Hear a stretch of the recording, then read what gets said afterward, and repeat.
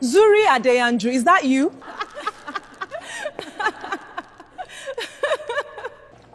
Wow, still in Kadesh doing this. Nobody plans to become the subject of a viral video. It usually just happens on an ordinary afternoon while you are simply trying to do your job. Welcome back to African Tales by Evie. Before you judge anyone in this story, including the ones laughing, stay with me till the end, because everybody in it is hiding something. Let's begin. Some years ago, in the city of Kadesh, 3 friends sat on a balcony making the same promise young people all over the world make to each other. We will not stay here, we will all leave, together if possible, and build a bigger life somewhere else. Agreed. Their names were Zuri, Nadia and Bola, and at the time, nobody could have guessed which one of them would actually get out or what it would cost each of them.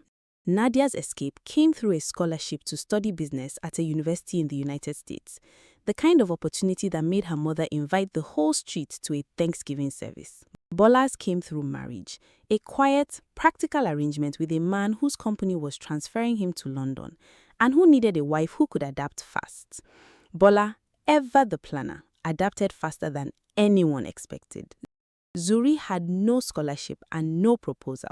What she had was 5 years of saving, note by note, from a small graphic design job, all of it meant for one goal.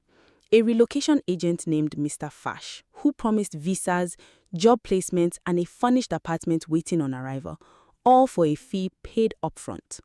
Zuri trusted him because he had helped 2 people from her church get to Canada the year before, or so everyone believed. You said you needed to see me urgently. Yes, Uncle, I need your help.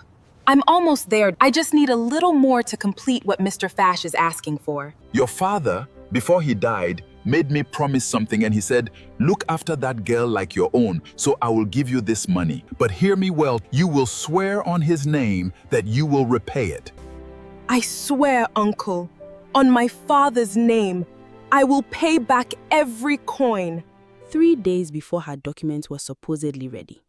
Then Mr. Fash stopped answering his phone. It took Zuri 2 weeks to accept what had happened. The office address led to an empty shop, shutters down, no forwarding note. The phone number led to a message that said the number no longer existed. The 2 people who had made it to Canada turned out to be his own cousins, hired to convince people like her. Their photos borrowed from someone else's real journey entirely. She was not the first person Mr. Fash had done this to. She would not be the last. And later, she would learn that 3 other families from her own church had lost money the same way, all too ashamed to speak of it publicly until she finally did. Her uncle wanted his money back immediately, in full, and reminded her weekly of the oath she had sworn. Her mother cried for a week, not out of anger, but from watching her daughter's shoulders fold inward like something inside her had quietly given up. Zuri did not have the luxury of falling apart for long. Bills do not pause for heartbreak, and neither does a younger sibling's school fees. She thought about what she still had: a bicycle her late father left behind, steady hands, and a habit picked up from watching her grandmother iron clothes so crisp they looked new again. So she started small, a cardboard flyer taped to the notice board at her old estate. Fresh Press Express. We collect, we press, we deliver, same day. She quietly prayed over that flyer before pinning it up, asking simply for enough customers to survive the month. The first month brought 4 customers. The second brought 11. Within a year, Zuri was cycling across 3 different neighborhoods with pressed shirts folded in plastic wrap, balanced on her handlebars, a small ledger tucked into her bag. It was not glamorous work. Her hands smelled permanently of starch. Her legs ached most nights. But slowly, quietly, Fresh Press Express became something people relied on. Meanwhile, in America, Nadia's updates painted a different picture entirely. Campus photos, coffee shop study sessions, a part-time internship she described as the beginning of everything. In London, Bola's update showed a beautifully furnished flat, weekend brunches, a husband who looked attentive in every photograph, captions like "grateful for this chapter."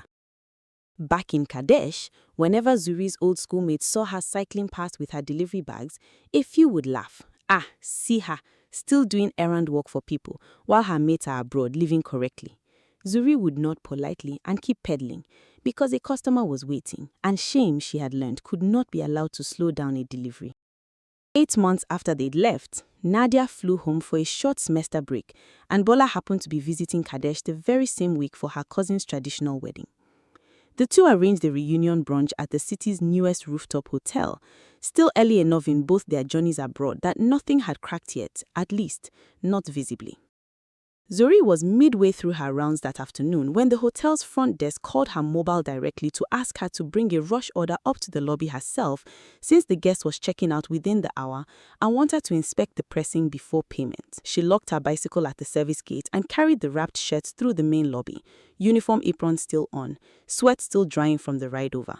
She did not know Nadia and Bola were seated in the lobby cafe until she heard her own name shouted across the marble floor.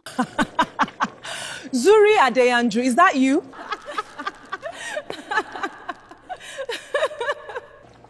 Wow, still in Kadesh doing this.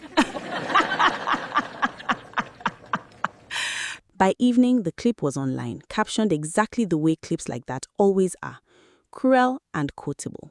What the video did not show was Zuri going home that night, locking her door quietly, and crying into a pillow so her mother wouldn't hear. It did not show her opening her small ledger the next morning anyway, because 11 customers were still expecting their laundry, heartbreak or not. It did not show her deleting the app where the comments kept multiplying, then reinstalling it an hour later out of a strange, painful curiosity, then deleting it again for good. What it also did not show was what came after for Nadia. Back in America, the following semester, overwhelmed by coursework she had never told anyone she was failing, and too ashamed to admit it to a mother who had already thrown a Thanksgiving service, Nadia quietly withdrew from her program. Her student status expired the moment her enrollment date. Rather than go home and face the questions, she stayed on illegally, eventually taking a warehouse job under identity documents borrowed from an older cousin who resembled her in her passport photo. It worked for a while. It also meant she could never risk leaving the country again, not even for a visit, not even for an emergency. And it did not show Bola's marriage in London, which looked steady in photographs and felt most nights like living with a polite stranger who controlled the household accounts down to the last coin and grew colder with each year that passed without the child he wanted. 3 months after the video, on an ordinary Tuesday evening, Zuri was cycling home past the old railway junction where she noticed an elderly man standing alone at the roadside, wearing a hospital wristband, staring at his own hands as though they belonged to someone else. Cars passed him without slowing. Nobody stopped. Zuri stopped. "Sir, are you all right? Do you need help getting somewhere?" The old man looked at her, confused, then frightened, then oddly relieved, the way people look when a familiar kindness reaches them in an unfamiliar moment. He could not remember his address. He could not remember, with any certainty, his own name, only fragments: a gate painted blue, a driver named Emeka, a grandson who loved paper aeroplanes and folded them out of anything he could find. She could not simply leave him there as evening fell and the street lights flickered on one by one. She walked her bicycle beside him for nearly an hour, gently asking questions, piecing together fragments the way she had once pieced together the terms of a scam contract that had ruined her, except this time the piecing together was in service of someone else's rescue, not her own regret. When he grew tired, she let him rest on a low wall and simply sat beside him in silence, humming quietly under her breath the way her grandmother used to hum while ironing, until his shoulders relaxed a little. She brought him to her mother's house, fed him rice and stew, and sat with him while her mother made calls to nearby hospitals and police posts. Nothing matched. Then, later that day, a neighbor who ran the estate's small security post walked in, holding his phone. "Isn't this the laundry girl from that video, the one from the hotel?" The clip that had humiliated Zuri months earlier had spread so widely that half the city recognized her face on sight, for better or worse. The neighbor mentioned it to a friend in a community WhatsApp group, describing a lost elderly man being cared for by the laundry delivery girl, and within an hour, someone in a completely different group forwarded it further until it reached a family that had been searching frantically since morning. A driver named Emeka arrived at Zuri's page just after 1 a.m., nearly in tears, recognizing the old man instantly. Oga, we have been looking everywhere for you. The video built to shame her had, by pure and strange coincidence, become the very reason a family found their missing father. Life, Zuri would say later, has a strange sense of humor about which doors it uses. It was only when the man's son arrived personally to thank her that Zuri learned who she had helped. Mr. Osaze Sekou, founder of a logistics and courier company operating in many cities, a company whose branded vans Zuri had passed on the road more times than she could count, never once imagining a connection between his business and her own small bicycle operation. A small boy trailed behind him, clutching a paper airplane, folded from what looked like an old receipt, and ran straight to his grandfather's side. The old man's eyes lit up properly for the first time since Zuri had found him. "There he is," he murmured, patting his boy's head. "He is the airplane one." Zuri smiled, quietly grateful that at least one fragment of his memory had landed exactly where it belonged. My father wandered away from a private care facility during a moment of confusion, and his condition has been getting worse. I'm sorry, he looked frightened and couldn't remember where he lived, and he looked lost. You didn't know who he was. You didn't ask what you would gain. You simply stopped to help him. Anybody would have stopped. No, Zuri. Many people saw him, but you were the one who stopped.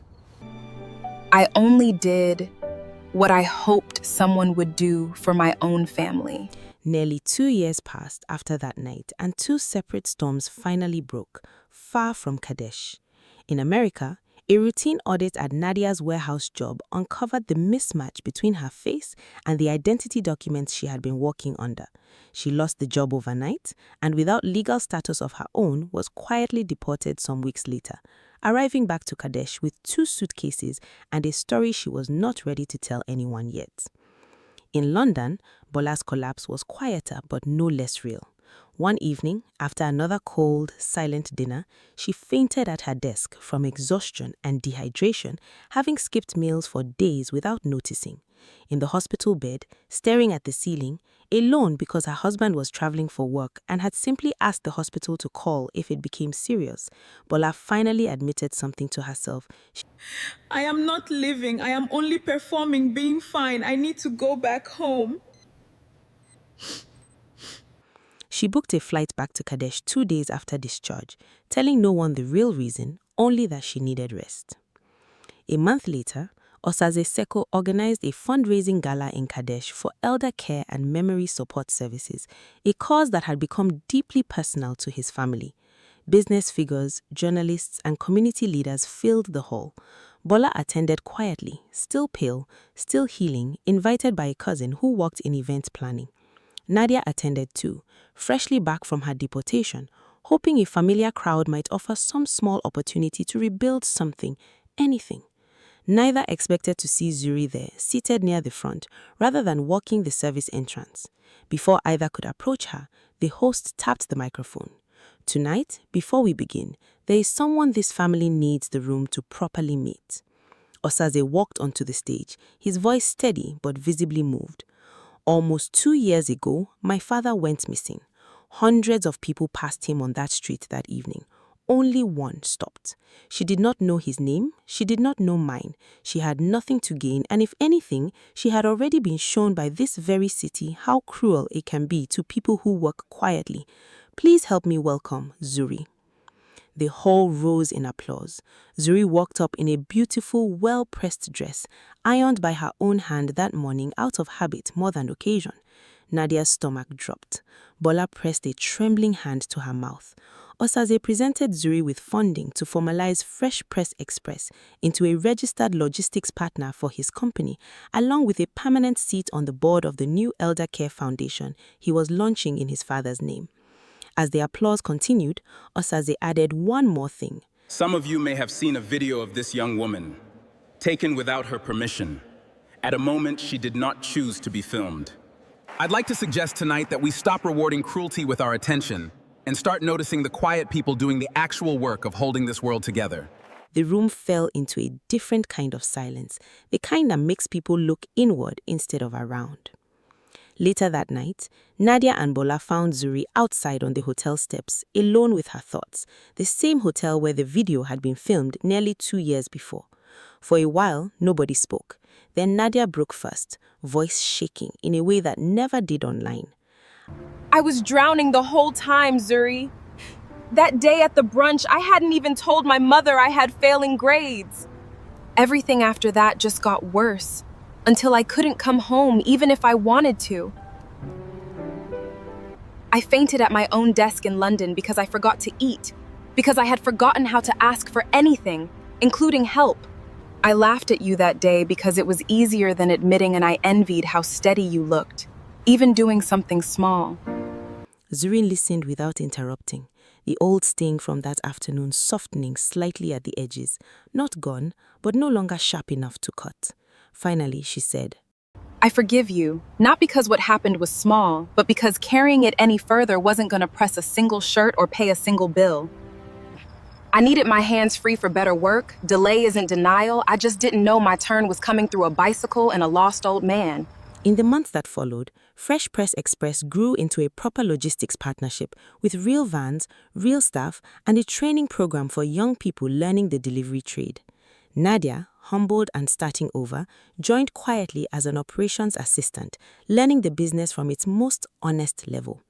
Bola separated from her husband, moved closer to her mother, and slowly remembered, one ordinary morning at a time, what her own unperformed voice actually sounded like. Success was never really about who left the city first, who married first, who posted the most convincing photographs first. Many people spend their whole lives packaging their pain to look like progress, while people quietly doing honest work get mistaken for people who are falling behind. Zuri did not become special because a scam ruined her plans. She became special because even after that ruin, she kept choosing to stop for people the world had already driven past. And somewhere between a stolen relocation fee and a lost old man at a roadside, an entire life had rearranged itself, not through luck, but through a refusal to let bitterness replace kindness. And that, more than any gala, any grant, any applause, was the part of her story worth carrying forward. Thank you for staying with this story until the very end. If it touched you, hold on to the part that mattered most, long after the screen goes dark.